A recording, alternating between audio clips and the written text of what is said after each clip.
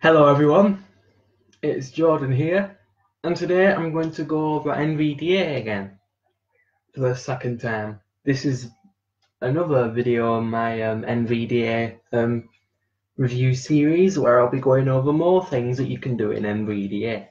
Well, NVDA has certain commands that will conflict with Windows. So in order to stop conflicts with NVDA and Windows, you simply press the NVDA modifier key, caps lock or insert, and the function key too.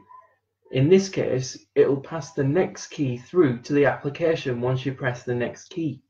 I think it's quite handy, given the fact that NVDA is a very popular screen reader nowadays. So today I'm going to show off more of the NVDA menu and how it can be used.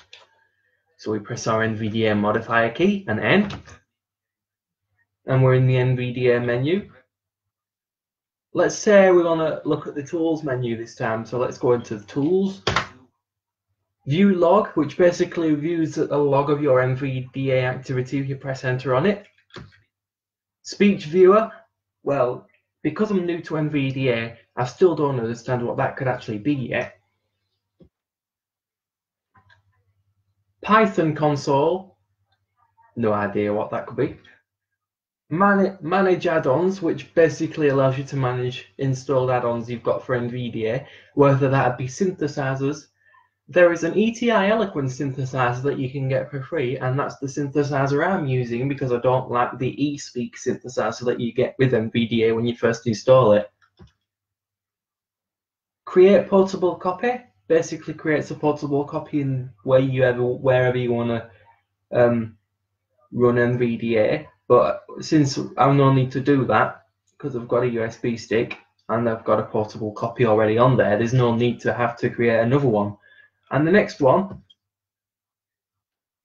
installing NVDA. That's basically if you want to install it on your hard drive, which you have to have administrative purposes to do that.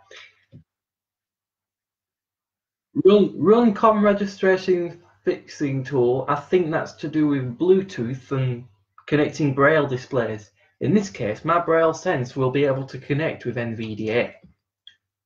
Reload plugins, which basically reloads any plugins, as you probably may have heard. And you're back in the, we've wrapped back to the top in view log. Now the next thing I'm going to go over, if I can just get out of there, we're back in the main area of the NVDA menu, is now we're going to go to the help menu. So I think that contains the NVDA user's guide. I haven't had a chance to experiment with that yet, so I'm not going to show you it at this time. So we've got the settings dialog box, speech dictionaries, which basically allows you to add special string pronunciations to the NVDA pronunciation dictionary. Punctuation pronunciation, input gestures. Let's just take a look at settings. General, which is basically all the other stuff I went through in the last video. These are the speech settings that you get. So I'm going to go through all of them.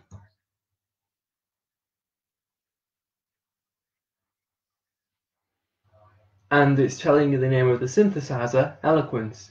I don't think you're probably able to hear that because of the camera blocking any other audio apart from the recording. So let's carry on. Change, that's if you want to change the synthesizers that you're using, but I wouldn't recommend it because I don't like any of the other synthesizers. Less still do I like Microsoft Zero. So we have a US English voice, which I'm going to keep because I always use that with Eloquence. Variant, we've got Reed. There are other variants as well, Bobby, Glenn, and Rocco, and all the other voices for Eloquence. Rate, basically increases the speed of the active TTS voice. Pitch, well, the clue's in the name. It controls the pitch of the active voice. Inflection, I think that's to do with, yeah, I think it's another pitch, but how the range of how it speaks. Volume 92. So I'm gonna up that. Now it's on 100. I don't know what enable backquote voice tags is, but I'm not going to try it now. Automatic language switching when supported. Automatic dialect switching when supported. I keep these boxes checked because that was the factory default. Punctuation is none.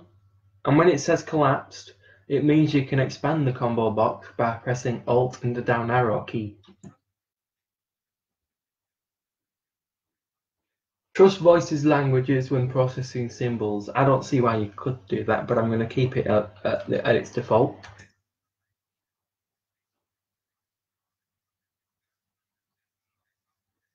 Including Unicode data. Like I said, I'm keeping that checked. Capital pitch change, that basically changes the pitch whenever it encounters a capital letter, a bit like in Jaws. Say cap before capitals, I'd say don't check that because it could be annoying. Beep for capitals, which is probably a sensible option. Use spelling functionality if supported. Now that comes in really handy because then you'll be able to find out if a piece of work that you've done has spelling errors. But you can always uncheck this by pressing space. And there's our OK button. And now I'm back in my main Facebook area where I was before I started the video. So that just basically configures NVDA and how it can be used properly. Oh, and by the way, if you want to hear the eSpeak voices, why not download NVDA for yourself? You can download NVDA in the link in my last video. Go to www.nvaccess.org and follow the instructions from there. They'll have the people who make NVDA are really sorry about that. That was just my watch going off. What a crazy thing it is. Oh well, let's get back to the subject of NVDA. Anyway, so if anyone wants to help the project, then they can do it through their website because NVDA is a really helpful screen reader for people who are visually impaired, and it helps those who can't actually afford one of the expensive screen readers like Supernova. But NVDA will always continue to update. So in some point in the NVDA settings, you can actually check for updates, or you can just have it automatically whenever NVDA starts. And now I'm going to talk about exiting NVDA. To exit NVDA, press the NVDA modifier key and Q. When you do this, you will be asked if you want to exit NVDA, in which if you press yes, you'll hear a chime and NVDA will be terminated. If you do install NVDA, you can have it to turn on at the login screen, which I think would be really helpful since Jaws won't let me do it, neither would Narrator, and I often don't even know what to do as soon as I've started, whether it's ready for me to log in. So I think having NVDA or Jaws or Narrator helping me with that task would be beneficial. But you get to do it as soon as you set NVDA up, so I'm not going to complain. Anyway, I'm going to end this video, and I hope you both enjoyed this presentation of NVDA.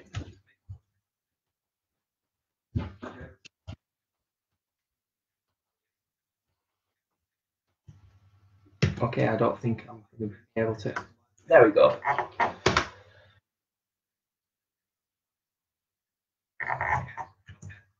This is Jordan Livesey signing off, saying have a good day, everyone.